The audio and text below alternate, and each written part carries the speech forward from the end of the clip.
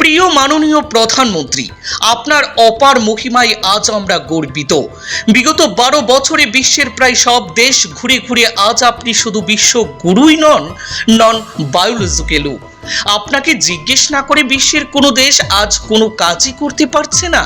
আপনার এই অপার মহিমার খেলায় দেশের যুব সমাজ আজ রাস্তায় রাস্তায় ঘুরে বেড়াচ্ছে।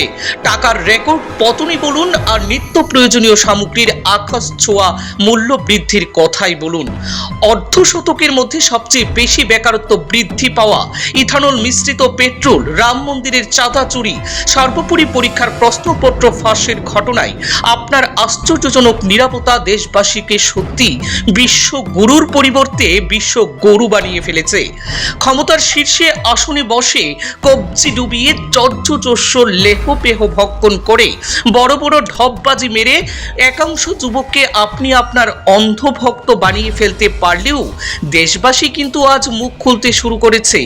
যে ধর্মকে পুঁজি করে আপনার গডফাদার আরএসএস এবং আপনার দল বিজেপি ক্ষমতার স্বাদ অন্বেষণ করছে, সেই ধর্মেরই মহান গ্রন্থ শ্রীমদ্ ভাগবত গীতায় কিন্তু লেখা আছে, চক্রবহ পরিবর্তনে সুখানি চ দুঃখানি চ। আজ আপনার সুখের দিন, তাই আপনার মনে যা আসছে তাই দেশবাসীর উপর চাপিয়ে দিচ্ছেন।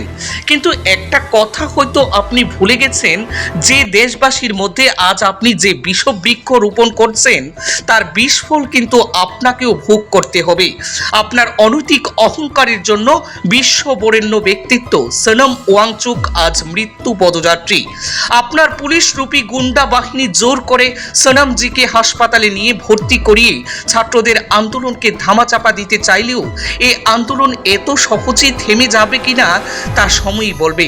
তবে একটা কথা বলতেই হয় যে ছল চাতুরের মাধ্যমে বল প্রয়োগ করে পোষ্য বাহিনীকে লেলিয়ে দিয়ে আন্দোলনকে বদনাম করে মানুষের গণতান্ত্রিক অধিকারকে যেভাবে আপনি দমন করছেন তা কিন্তু ইতিহাসের পাতায় স্বর্ণাক্ষরে লেখা থাকবে।